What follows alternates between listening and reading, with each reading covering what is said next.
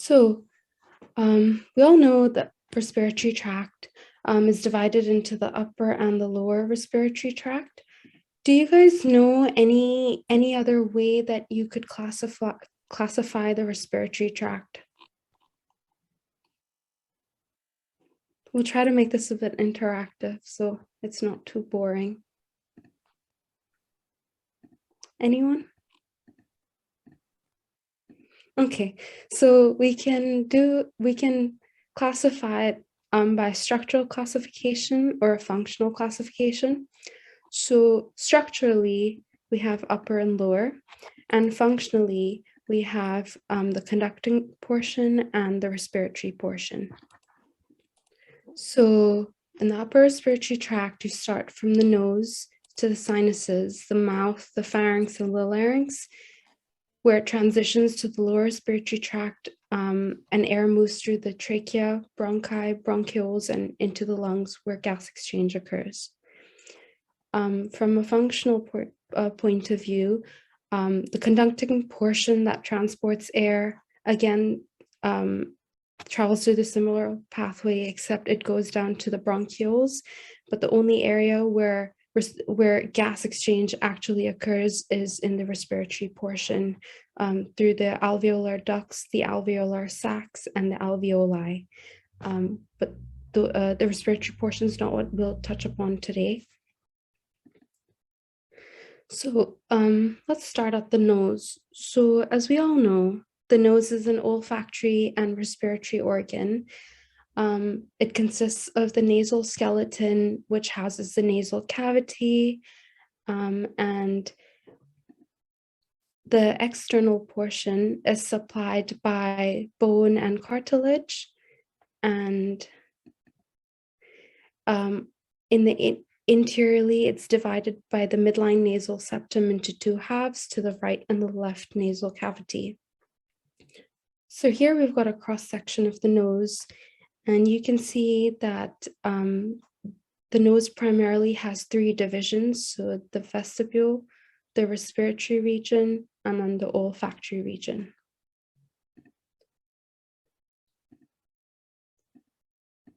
So the vestibule is this area that surrounds the anterior external opening to the nasal cavity, the opening.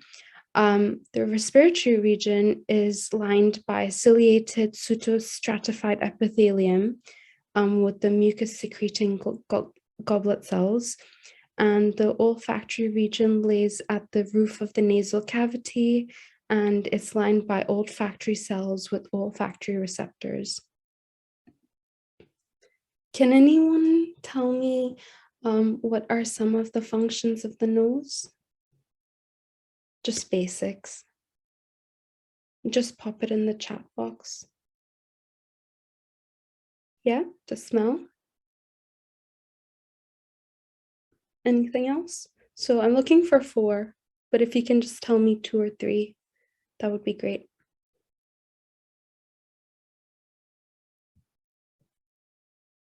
Anyone? Okay. So, yep, warms air. So you got 2. So it contains the receptors for the sense of smell. It warms and humidifies inspired air. Yep, it filters air, as one of you has mentioned. Filtration of dust from inspired air, where it removes and traps pathogens.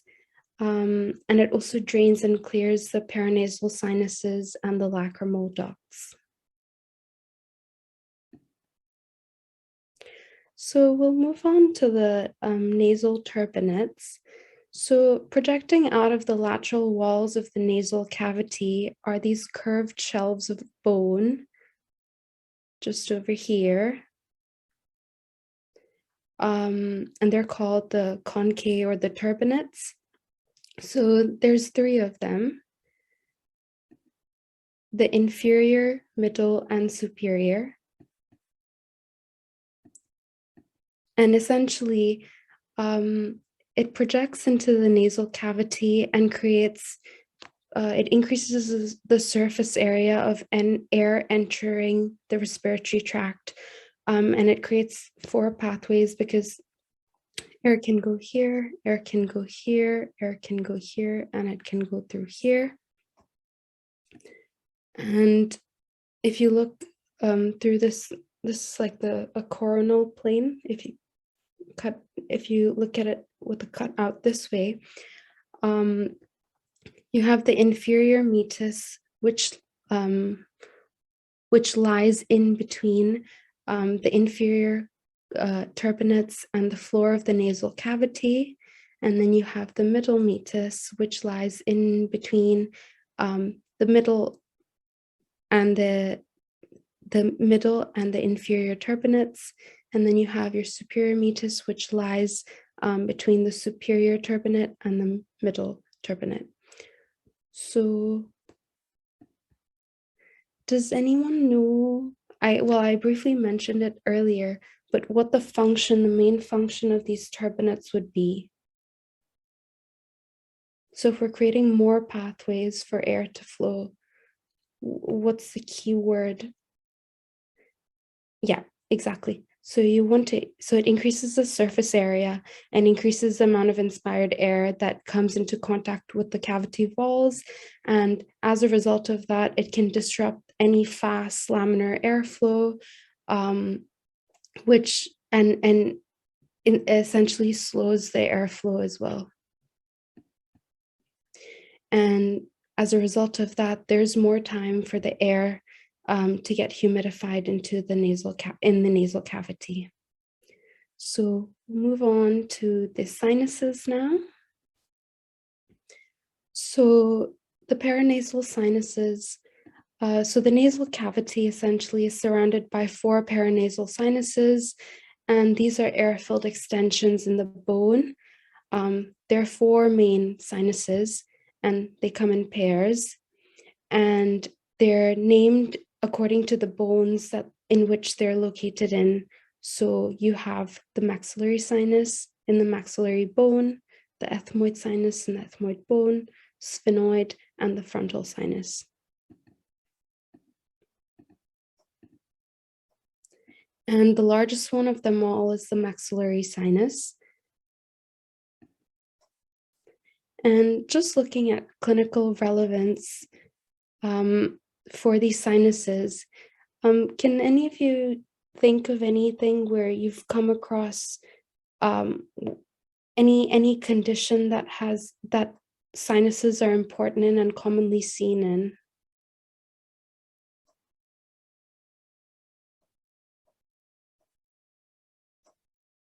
Yeah, exactly. So sinusitis. So upper respiratory tract infections can spread to the sinuses, and as a result of that, infection of these sinuses can cause inflammation, where you get this typical pain and swelling of the mucosa, and it's known as sinusitis. Another common clinical relevance is that because the maxillary nerve supplies both the maxillary sinus and the maxillary teeth, inflammation of the maxillary sinus can also present as a toothache.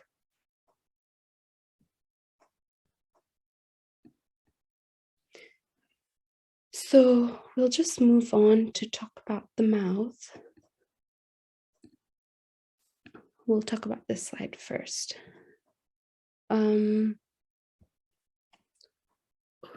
Sorry, so the mouth. Right, so we have the hard palate, which holds the root of the teeth, and then posteriorly we have the soft palate, which is generally pressed down for swallowing. In the middle, we have the uvula. And then laterally, we have the palatine tonsils, which are a pair of soft tissue masses located at the back of the throat. And as you all know, the tonsils are composed of tissues similar to the lymph nodes, and they're part of the immune system.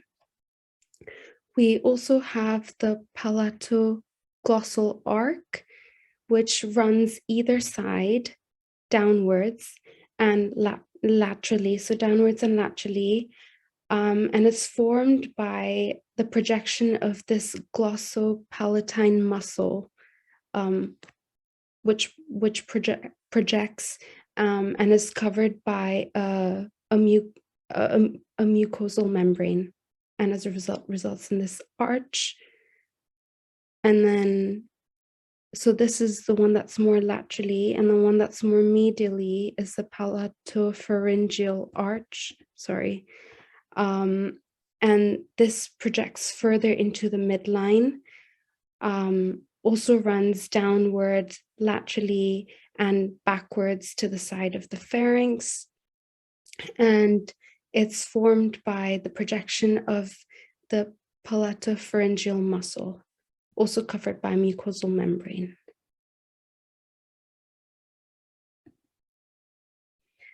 And then we move on to the tongue. So the tongue is, as we all know, it's a muscular organ in the mouth, covered by the mucosa. When you look at the anatomy of the tongue, it's covered by a lot of papillae. Does anyone know what the function of the papillae is?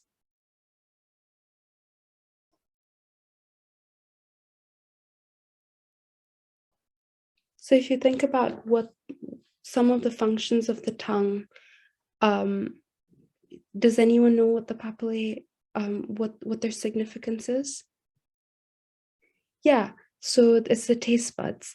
So these tiny raised protrusions of the tongue contain the taste buds, and there's four types of the there's four types of the papillae. So you have the circumvallate, the fungiform, the filiform, and the foliate. So these three contain taste buds. However, sorry, no, the circumvallate, the fungiform, and the foliate contain taste buds, but the filiform papillae are the only ones present anteriorly that don't contain the taste buds. But the presence of this papillae is also there to increase the surface area of the tongue, and it contains these receptors of taste.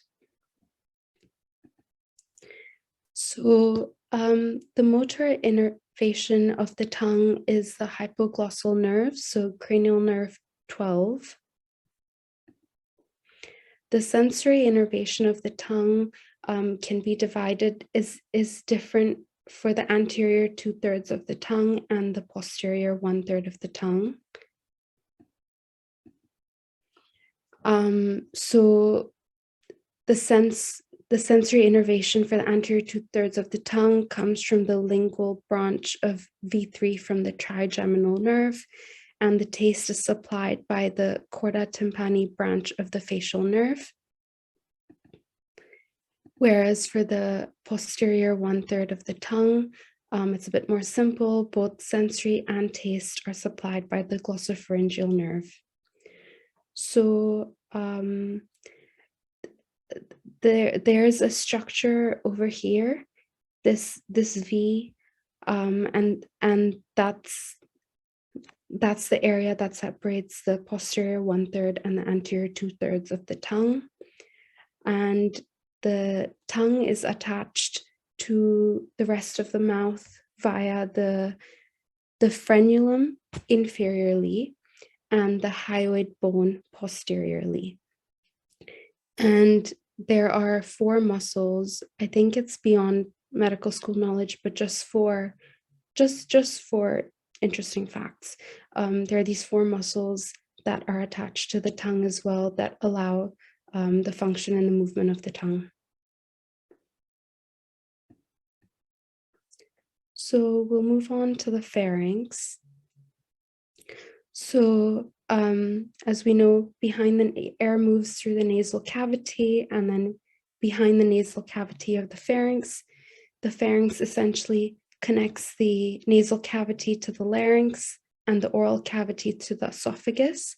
And there are three subdivisions of the pharynx. So you have the nasopharynx, which lies behind the nasal cavity here.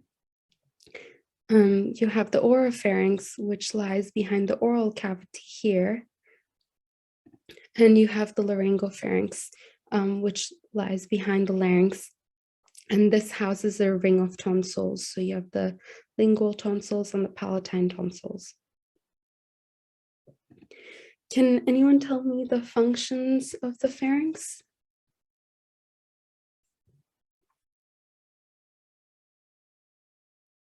Just simple.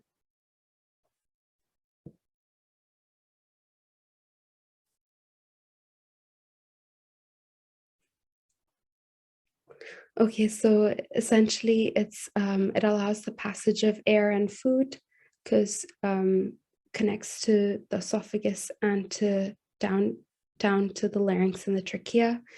And the presence of tonsils also acts as part of the immune system to fight any inhaled antigens of infection. So we'll move on to the larynx. So as we all know, the larynx is the voice box located in the anterior neck. It's a component of the respiratory tract and has several important functions, some of which include, can anyone tell me? What does the larynx do?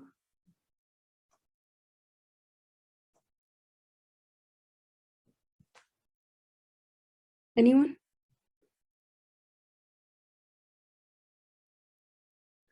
So, yeah, speech. So its main function is voice production, but it also prevents food from entering into the respiratory tract and guards the air passage. So, as mentioned before, it's located in the anterior compartment and located between the cervical vertebra 3 and cervical vertebra 6.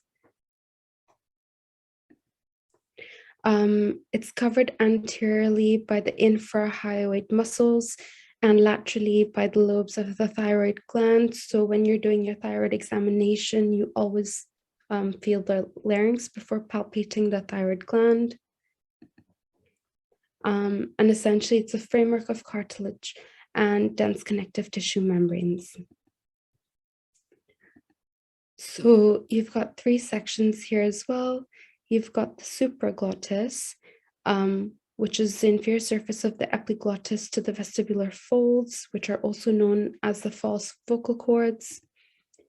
Then you have the glottis, which contains the vocal cords and extends 1 centimeter inferiorly. The opening in between the vocal cords is called the rima glottitis, and the size is altered by the muscles of phonation. And then you have your subglottis, which is the glottis inferior border to the cricoid cartilage. So just looking at the vasculature that supplies the larynx, it's very easy. So you have the superior laryngeal artery and the inferior laryngeal artery, and draining it, you have the superior and the inferior laryngeal veins. In terms of the motor and sensory innervation, it is supplied by branches of the vagus nerve. And you have so branches of the vagus nerve, including the recurrent laryngeal nerve and the superior laryngeal nerve. So these are just a few more details that you can read. And moving down to the trachea. So the trachea is a fibrocartilaginous tube extending from the inferior end to the larynx. It extends from the cervical vertebra 6 to the thoracic vertebra 4. So when the larynx ends, the trachea starts, and the larynx ends at the level, at this level. And then the trachea ends by dividing into 2 bronchi.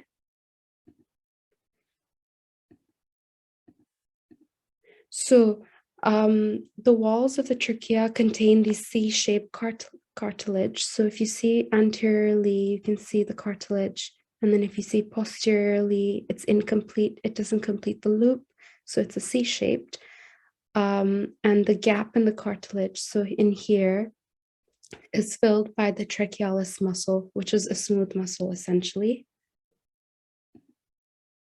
And at the level of the sternal angle, the trachea divides into the two main primary bronchi. So does anyone know any differences between the left and the right primary bronchi? Just looking at this.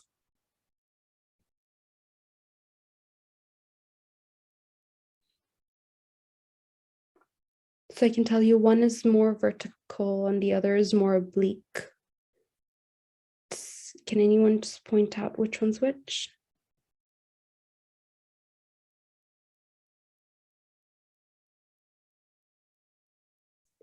Yeah, so exactly.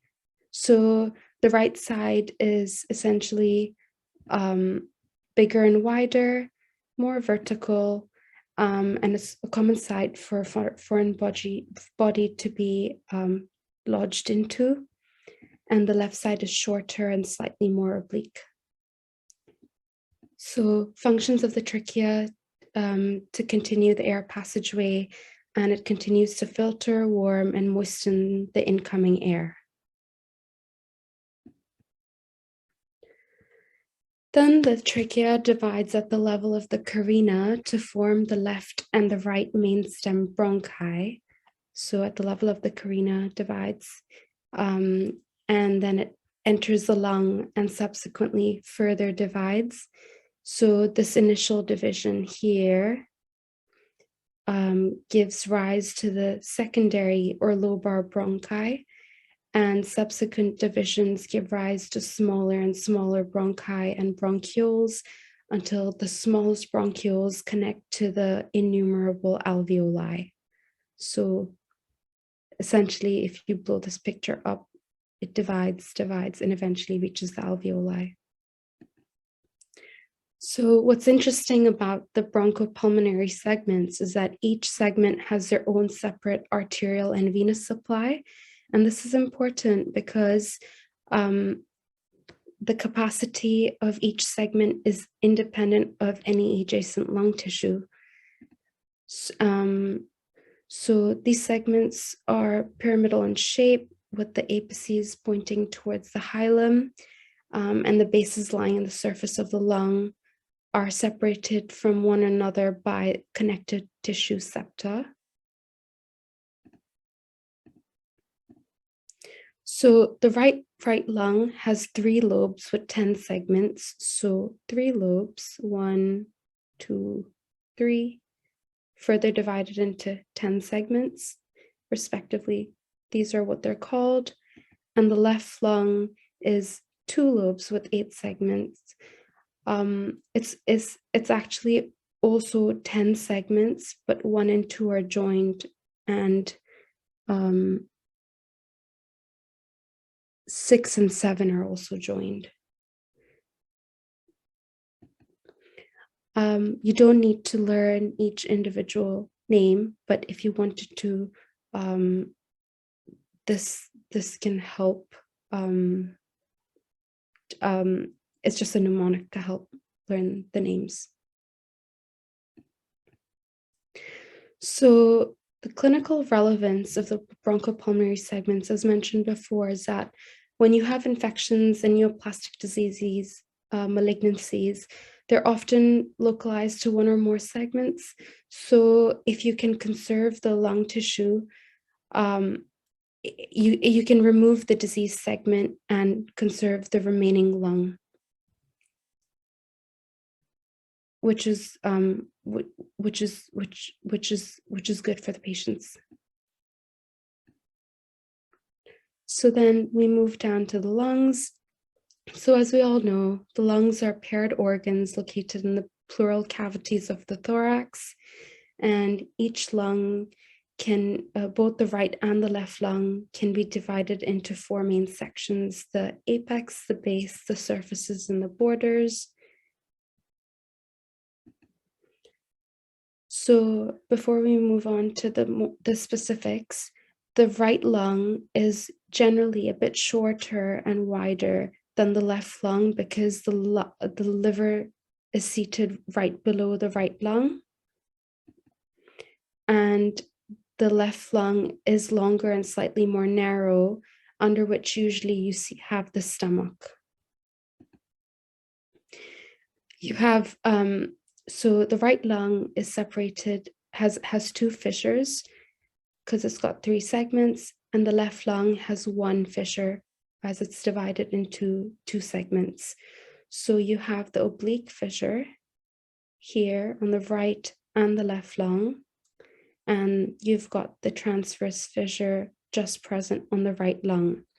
So the oblique fissure starts from the spine of the thoracic vertebra 2 posteriorly to the 6th costal cartilage anteriorly, and the transverse fissure extends from the oblique fissure along the 4th rib and the costal cartilage anteriorly. I'll just take you to another picture where you can see this a bit more. So this is roughly going to the 6th costal cartilage anteriorly, and roughly the transverse fissure is extending along the 4th rib and costal cartilage anteriorly. So you can also divide the lungs into, as I mentioned before, the apex. So the apex of the lung essentially is around 2.5 centimeters above the medial third of the clavicle. So around here, medial third in a curved arc, and likewise on this side. And you can we'll look at the borders of the lung. So you have the anterior border of the lung, where it starts behind the sternoclavicular joint over here. It descends, the right lung descends vertically along the lateral margin of the sternum to the xiphisternal joint, whereas the left lung descends down to around the 4th to the 4th costal cartilage. It's not very nice on this image. Let's go back to this image.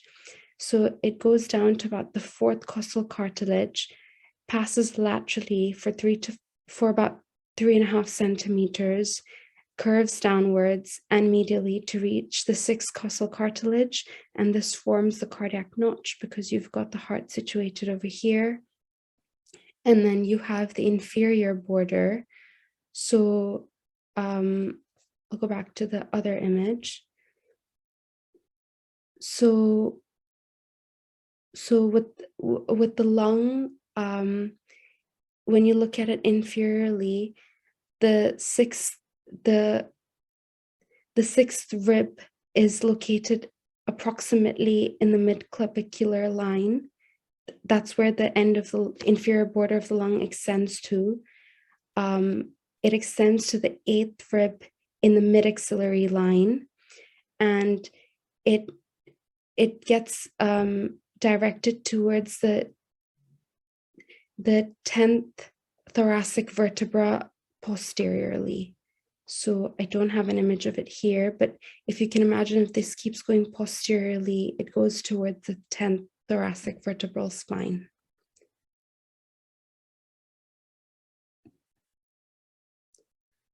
So structures found in the root of the lungs.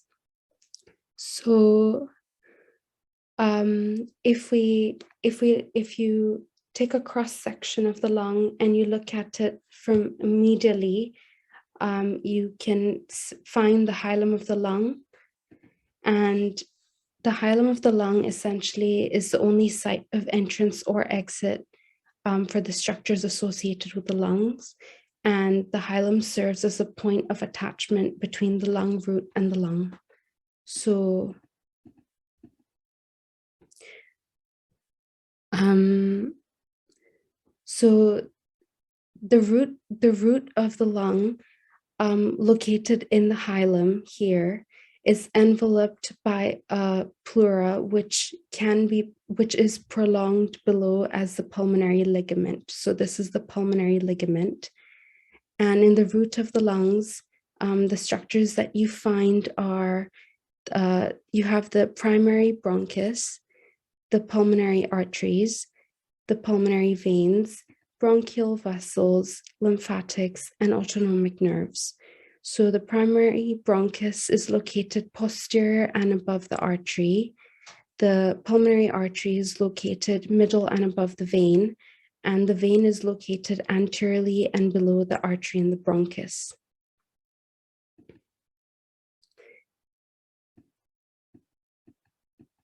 So if you look at the medial surface of both lungs, it's different. So if you look at the cross section again of the lung, and you're looking towards the right side, so given that the heart is located on the left side, if you're looking towards the right side, the structures that can be appreciated would be the right atrium. So the right atrium would be seated around here.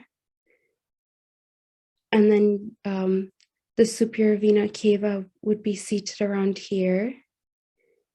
The inferior vena cava somewhere around here. The azygous vein somewhere around here. And the azygous vein is responsible for draining the thoracic wall and upper lumbar region. So that drains into the SVC, and you get the arc of the azygous vein located here. And then you also get the phrenic nerve and the vagus nerves that run through the thoracic cavity, which can't be appreciated in this image, but if you looked at the medial surface of the lungs, you would be able to appreciate. And the esophagus would run somewhere along here. And structures related to the medial surface of the left lung are slightly different. So here you have, you have more of the heart essentially. So the structures related to the medial side of the left lung include the left ventricle, the arc of the aorta and its 3 branches, the left phrenic nerve, the left vagus nerve, and the left vagus nerve, yeah. So as we mentioned before, looking at the surface anatomy of the lungs, this image is a better depiction of that. So we have the apex located here, 2.5 centimeters above the medial 1/3 of the clavicle in a curved arc. The anterior border being behind the sternoclavicular joint, descending along the lateral margin of the sternum to the xiphisternal joint. Whereas on the left lung, it goes down to about the 4th costal cartilage, passes laterally for about 3.5 centimeters, curves downward and medially to reach the 6th costal cartilage and forms this cardiac notch. And inferiorly, looking down in the mid-clavicular line over here, you reach the 6th rib. In the mid-axillary line, which would be somewhere around here, you'd reach, well, if you look at it from a lateral view, you can see the mid-axillary line a bit better. So it would reach around the 8th rib, and it gets directed towards the 10th thoracic vertebra spine. Whereas compared to the pleura, so this dotted line represents the pleura. So with the pleura, it's a bit lower down, so mid-clavicular line reaches the 8th costal cartilage. Mid-axillary line on the lateral picture reaches the 10th rib, and it gets directed towards the 12th thoracic vertebral spine. And you also have a posterior border of the lung, which you can draw from this posterior end of the inferior border up towards the apex, and that would be your posterior border. So then we move on to the pleura. So the pleura is a potential space lining the thoracic cavity. It's a serous membrane. It's double layered. It's got the parietal layer that lines the thoracic cavity, and it's got the visceral layer, which lines the surfaces of the lung. And so the parietal and the visceral layer are continuous at the hilum of the lung, where you get the pulmonary ligament, where earlier I mentioned was over here. So this ligament is where the parietal and the visceral pleura are continuous with one another. So just going back to just talking about the pleura, we can divide the pleura and talk about the cervical layer, the cervical border, the costal border, the mediastinal border, and the diaphragmatic border. So again, the cervical border is a cup-shaped pleural dome over the apex of the lung, and it extends through the superior thoracic aperture into the root of the neck, just over here. The costal part covers the internal surfaces of the thoracic wall. The mediastinal part covers the lateral aspects of the mediastinum, and the diaphragmatic part covers the superior surface of the diaphragm on each side of the mediastinum. And as I mentioned earlier, the right side of the diaphragm is always a little bit higher than the left side because of the presence of the liver, which would be just below. So, clinical significance of the pleura. You have a costodiaphragmatic recess, which is a potential space in the pleural cavity located at the posteriormost tips of the located at the junction of the costal pleura and the diaphragmatic pleura. So it's called the costophrenic angle, and this can this may be filled with air, known as the pneumothorax, blood, known as the hemothorax, and pus, known as empyema.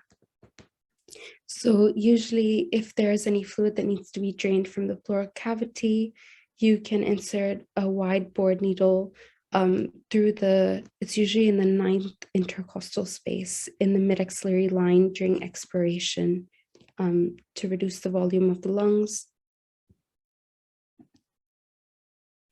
So the blood supply of the lungs are through the pulmonary vessels for oxygenation, the bronchial vessels for nutrition. So there's a dual blood supply. And you have bronchial arteries, which are direct branches of the thoracic aorta. You have one on the right side and two on the left side.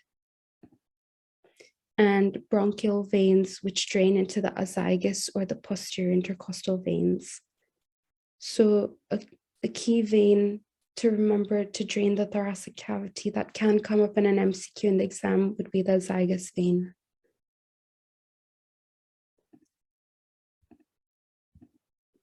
The pleura is supplied by arteries which supply the thoracic wall, and the visceral pleura is supplied by the bronchial artery. The nerves that supply the lung and pleura are derived from the pulmonary plexuses, and the parietal pleura is supplied by the intercostal nerves, which supply the costal and peripheral part of the diaphragmatic pleura. And it's also supplied by the phrenic nerve, which supplies the mediastinal and the central part of the diaphragmatic pleura.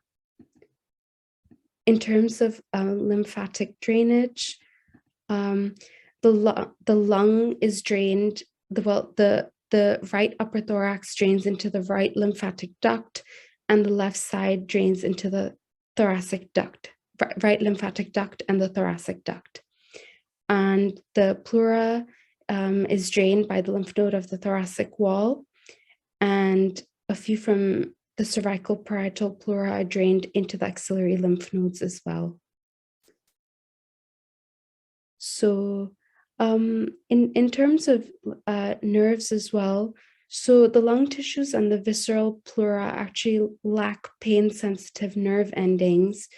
These pain-sensitive nerve endings are only present in the parietal pleura, so which is why often at times in lung diseases like tuberculosis, the patients don't feel pain because there's no nerve innervation in the visceral pleura.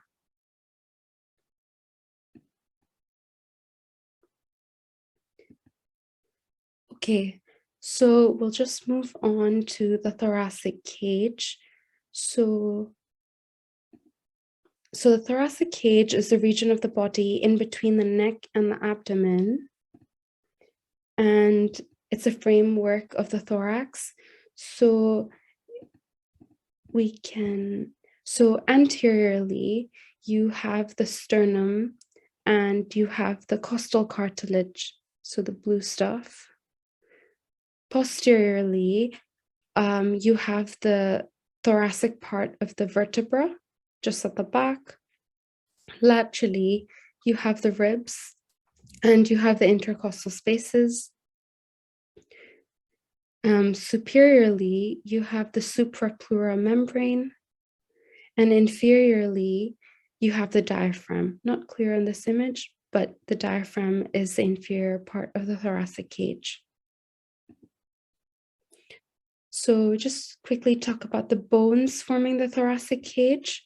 So it's made up of the sternum, the ribs, and the thoracic vertebra. So T1 to T12. And the sternum consists of three parts. So you have the manubrium, the body, and the xiphoid process. So the manubrium is the upper part of the sternum, and this articulates with the body at the manubrial sternal joint, just over here, and it's located opposite the thoracic vertebral 3 and 4.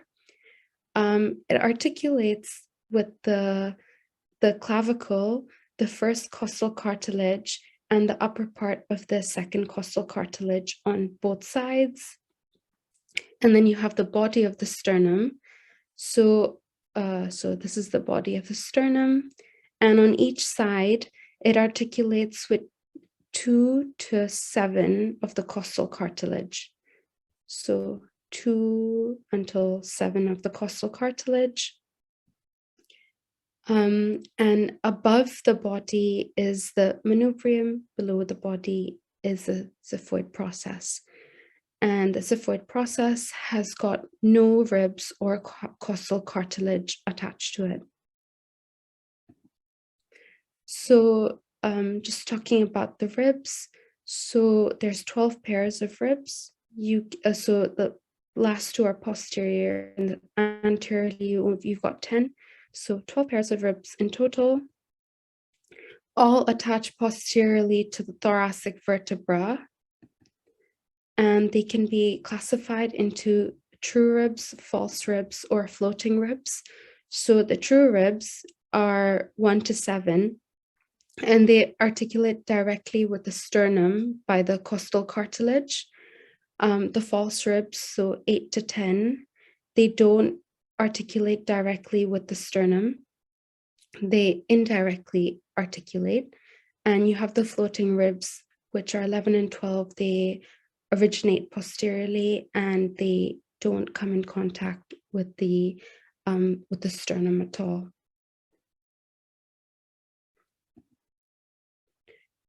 So just before we move on to chest x-rays, we'll just quickly run through the respiratory muscles. So as you all know, in order to breathe, the main intercostal muscles you have are the external intercostal muscles and the internal intercostal muscles. So we'll just quickly run through the origin, just the basic anatomy. So the origin, the insertion, the course, the innervation, and the function. So I'm going to run the function. So the external intercostal muscles, they originate in the inferior surfaces of rib 1 to 10. So it's these ones. And they run downwards and inwards, and they're innervated by the intercostal nerves, so T1 to T11. And does anyone know if the external intercostal muscles contract, what happens to the ribs? Does it elevate or depress?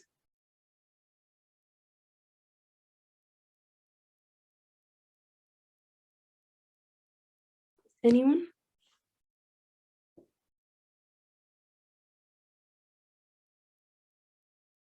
Yeah, so exactly. So it moves upwards and it elevates the ribs. And on the other hand, you have the internal intercostal muscles. So it's a bit darker red, these ones. They originate in the inferior margins of ribs 1 to 11, and they insert to the superior surface of the ribs immediately below. They run downwards and outwards rather than downwards and inwards, also innervated by the intercostal nerves T1 to T11, and their function is to depress the ribs. And then you have the innermost intercostal muscles. So these originate in the inferior margins of ribs 1 to 11. And they also function to depress the ribs. And in between the internal and the innermost intercostal muscles, you have the neurovascular bundles, so the vein, the artery, and the nerve. So we'll just run through quickly the arterial, venous, and the innervations of the thoracic wall. So the arterial supply of the thoracic wall comes from the axillary artery, the subclavian artery, the thoracic aorta, and venous drainage. It goes from the intercostal veins to the thoracic vein to the superior vena cava or the brachiocephalic vein. The posterior intercostal veins goes to the azygos, the hemiazygos, or the accessory hemiazygos vein. So this one's a key one to remember for exams. And the superior intercostal vein, or the arch of the azygos, eventually drains into the superior vena cava. And the innervations of the thoracic wall are primarily the phrenic nerve and the vagus nerve. So I just have a couple images.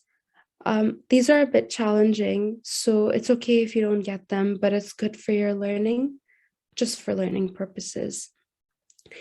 So if we look at structure A, which is running in between the ribs, so if red, you know, is going to be an artery. If it's blue, it's going to be a vein. And if it's yellow, it's going to be something else. So if you have this yellow structure running in between the ribs in the intercostal area, can anyone tell me what they think this could be?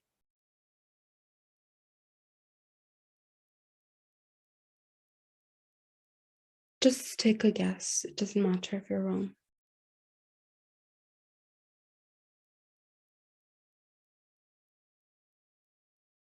Anyone?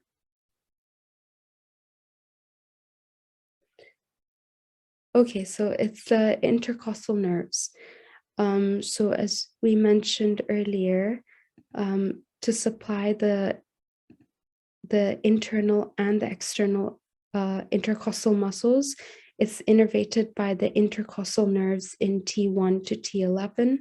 So that can be represented over here. So they're just running in between through the intercostals. And if I told you this was a vein and it was a key structure in draining the thoracic cavity, if you had to take a guess, what vein would you guess this to be?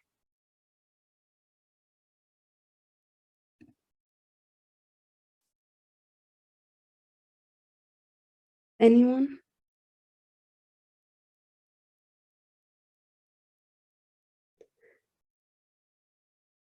Okay, so it's the accessory hemiazygous vein.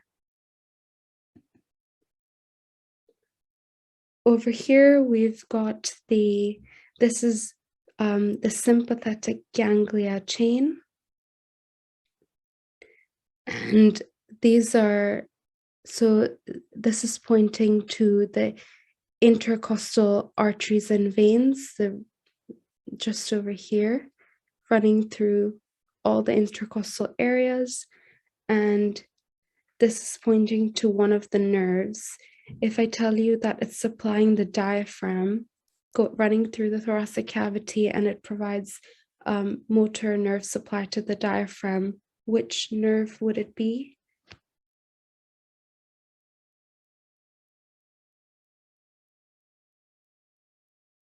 So it's the phrenic nerve, which is also an important structure in the thoracic cavity, and it provides motor innervation to the diaphragm.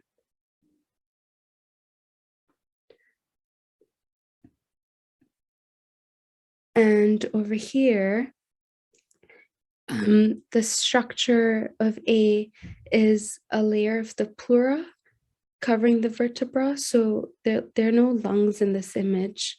You've got the mediastinum, you've got the aorta here, and this is essentially the pleura covering the vertebra.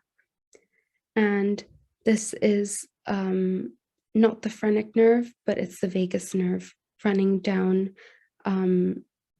through the thoracic cavity and down to the abdominal cavity, providing a parasympathetic nerve supply. So we'll just quickly talk about chest x-rays and how you'd interpret them. So just a quick step-by-step guide. So before you look at any chest x-ray, you always want to ask yourself, whose chest x-ray is this? So you want to check their ID, check their name and their date of birth. You want to know when the x-ray was taken, where the x-ray was taken. Was it in A&E? Was it at the radiology department? Was it in the ward? And you want to know why the x-ray was taken, because in order to diagnose what the x-ray is telling you, you need a bit of history to guide the diagnosis. So always remember who, what, where, when, and why before you even look at the x-ray. And then when you've got the x-ray in front of you, you want to check the quality of the film. So there's a nice abbreviation here that I was taught to use, and it's really helped me. So you can start with the position. Is it a PA or an AP x-ray? So I don't have it on here, but generally in an x-ray, in any x-ray, at the top, you'll have the name of the patient, the date and the time that it was taken. And on the other side, generally on the right side or the left side, it'll tell you whether it was a PA x-ray or an AP x-ray. So PA x-rays are the gold standard. It's when the beams are taken from posterior to anterior. And so that's the gold standard x-ray that generally not healthy people, but most patients get. Patients get an AP x-ray, so where the beam is, where the x-ray beam is projected through anterior to posterior, generally when they're very sick on the ward and they're unable to stand up straight in an erect position and go to the x-ray department. So always check whether it's PA or AP. Also because if you've got an AP image, you can have a distorted size of the heart and the mediastinum, and it may look bigger than it actually is. So PA is always the gold standard, but in an exam, check whether it's PA or AP. If you're not sure, it's most likely PA. And then you want to look at the inspiration. So you want to count the number of the posterior ribs. So start like posteriorly, first rib, second rib, third rib, fourth rib. And if you've got 8 to 10 ribs, it's an adequate film. If you've got more than that, then it's too much. You want to check the exposure. So how's the image exposed? Is it too bright? Is it too dark? Can you see everything you need to see? And essentially, you should be able to count 6 to 8 vertebral bodies. So these vertebral bodies, you should be able to count around 6 to 8. And you also want to look at the rotation of the film. And ideally, it should be equidistant between the medial ends of the clavicle. So the medial ends of the clavicle to the spinous process in the middle. So we'll just look at this image. It's a better image. So example, in this image, you can see 1, 2, 3, 4, 5, 6-ish, and then you lose it. Vertebral bodies in terms of the exposure. And you want to look at it through an A to E approach on how you approach reading the X-ray. So you start with A, so the air, and you want to look at the trachea and the lung fields. So you look at the trachea, follow the bifurcation at the carina through the 2 bronchi, and you just want to trace around the lung. And you want to comment on if you see any of this masses, consolidation, pneumothorax, collapse, or any obvious effusions, or just any obvious abnormalities at the beginning. The next thing you can look at is the bones, so B for bones, where you look at all the ribs, the clavicles, the spine, the humeral heads, and you want to look and assess for any fractures or dislocations. You then want to look at the heart, and essentially the ratio of the heart to the mediastinum should be less than 50%. And if the heart relationship to the mediastinum is greater than 50%, then that's an indication of cardiomegaly, which is seen in heart failure. And if you see any mediastinum widening as well, you can't appreciate it here, that would be a sign of aortic dissection. And if you can see lymphadenopathy around the hilum bilaterally, it could also be a sign of sarcoidosis, tuberculosis, or lymphoma. And then you want to look at the diaphragm, so the hemidiaphragm. So as mentioned before, the right one should be slightly above the left one because of the presence of the liver. And below the left diaphragm, you should be able to appreciate the gastric bubble because the stomach lays directly below the left diaphragm. You want to be able to, you want to make sure that you can appreciate the costophrenic angles, and it should be very sharp. And if you can't appreciate the costophrenic angle and it's blunted, then there's a chance that there's a presence of a pleural effusion there. And you also want to be able to appreciate the cardiophrenic angles, so just around the heart. And you just want to look at everything else just to make sure you're not missing out. So effusions, soft tissues, foreign bodies, sometimes you can get ECG leads. You can have patients with an NG tube in situ, with that endotracheal tube, and just lots of other things that you don't want to distort your perspective on what the pathology is from the X-ray. And then once you've done all of that, you want to look at all the fields again.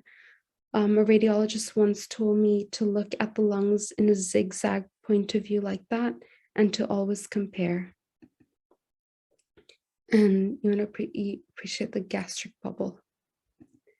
So this radiologist also once told me that if it's black, it's air. If it's white, it's not air. And it's likely caused by either a collapse or stuff. So by stuff, it can be either blood, pus, or fluid cells. And by collapse, it's because the lung has deflated. And things that can cause that are tumor or foreign body. So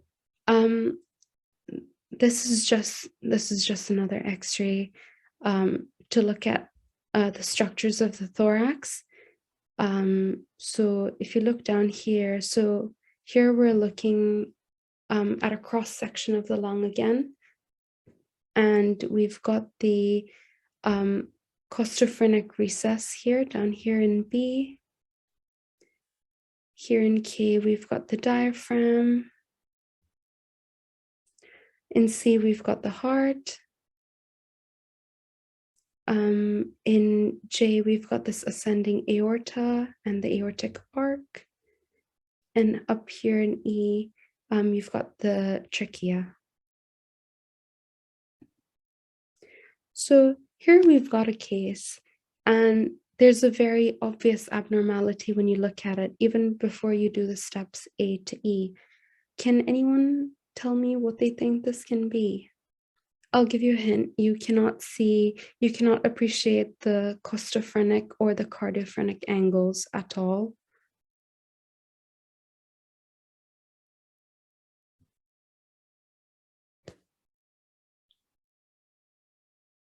Anyone?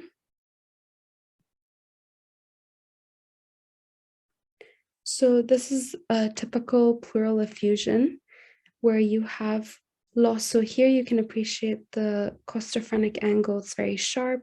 And you can appreciate the cardiophrenic angle as well around the heart. And you've completely lost that over here because it's filled with fluid. And often a time you can also often appreciate a meniscus located over here, just indicating the presence of fluid.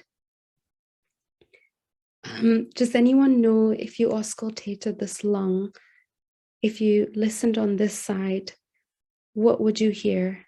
And if you would hear anything?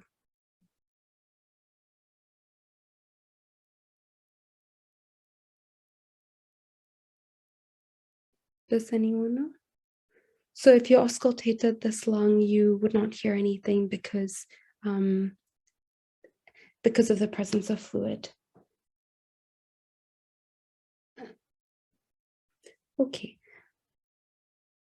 And if you percussed this lung, the area where you've got the fluid present would be more, upon percussion, it would be more dull. So here, can anyone identify this gross abnormality?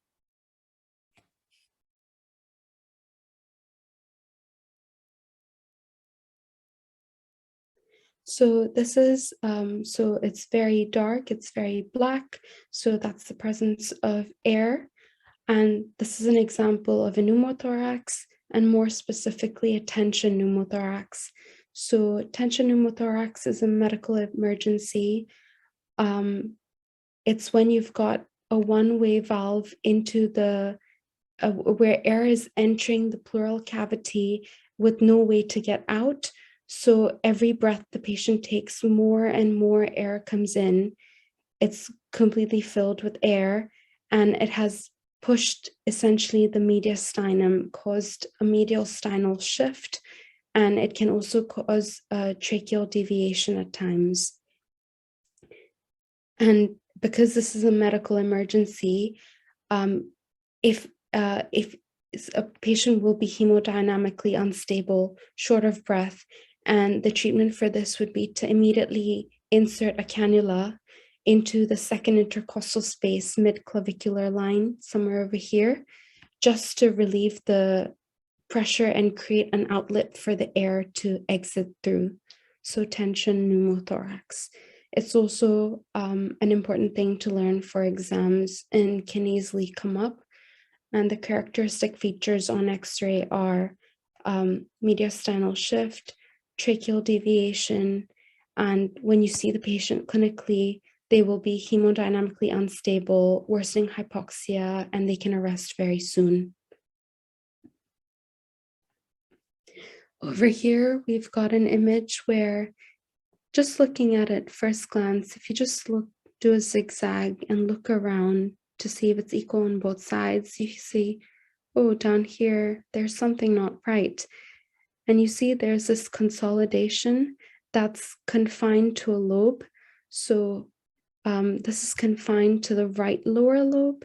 And so this is a typical pneumonia, where you have this lobar consolidation confined to the lobe. And typically this would be treated with antibiotics, and you would assess how it's resolved by doing a repeat chest X-ray in a couple weeks' time, and this should be resolved. This is an X-ray of someone with heart failure.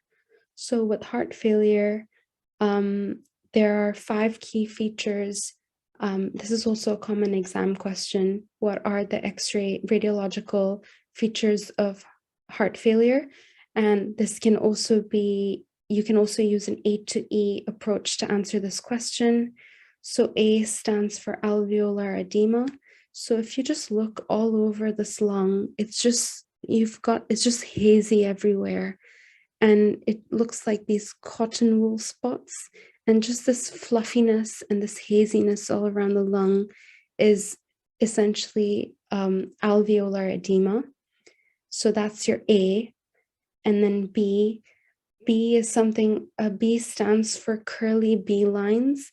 So curly B lines are something that can be appreciated in the interstitium of the lungs. So generally you can see them in the peripheries, usually on the lower lobes. These lines coming in, those are called curly B lines, and those are a sign of interstitial edema. So that's your second characteristic feature of heart failure radiological findings. Your third characteristic feature is a big heart, so cardiomegaly. So if you measure the diameter of the heart in relation to the diameter of the mediastinum, you would see that it's greater than 50%. The heart is occupying more than 50% of the space in the thoracic cavity. So this is a sign of cardiomegaly, which is seen in heart, which is there in heart failure. So that's C. So A was alveolar edema, B is curly B lines, C is cardiomegaly, D is diversion of the upper lobe vessels. So it's hard to appreciate here, but usually the upper lobe vessels should come down here like this. Oops, wrong slide. Should come down like this, but when you've got this a lot of fluid building up, you get redistribution of the blood flow within the pulmonary vessels, and you get a diversion of the pulmonary vessels towards the upper lobe. And then what's a feature that's not on this x-ray, but you can put down on your exams, as for E is pleural effusions. You can also get pleural effusions in heart failure. So alveolar edema, curly B lines, cardiomegaly, diversion of the upper lobe vessels, and pleural effusions are 5 key radiological features of heart failure. But most commonly on the ward, this is the typical x-ray you'd get. It's just very hazy, it's very fluffy. There's a lot of pulmonary edema, and the heart is grossly enlarged. Over here, the obvious abnormality is the diaphragm on the right side is largely higher than on the left side. So typically, the difference between both sides of the diaphragm should only be up to about 2 centimeters. If it's greater than that, as it is over here, you have to look for other causes. So this is caused by a phrenic nerve palsy. So the nerve supplying the diaphragm, there's a phrenic nerve palsy, and as a result, you've got this uneven hemidiaphragms. And these patients typically present with dyspnea and orthopnea because the respiratory function is restrictive. And in this image, we can see a pneumothorax again. The lung is a lot darker on the outside than it is on this side. And if you are able to appreciate, this is the outline of the right lung. There's a lung collapse as well. Over here, if you do your zigzag and look on both sides, you see that there's an abnormality on the left side. And so as we know, the right side has got three segments, whereas the left side only has 2. So 3 lobes on the right side, 2 lobes on the left side, and the lower lobe is quite inferior and posterior. So what we see over here, if you see this triangle here, is actually a left lower zone collapse. This is a left lower zone collapse, and it's known as the SAIL sign, so SAIL sign. And it's a key feature that you see when you've got left lobar collapse. And lastly, if you see a chest x-ray that looks like this and it's got these big spots, this is a chest x-ray showing metastases, lung metastases. So I hope you never have to see an x-ray like this, but if you do, it's an image of lung mets.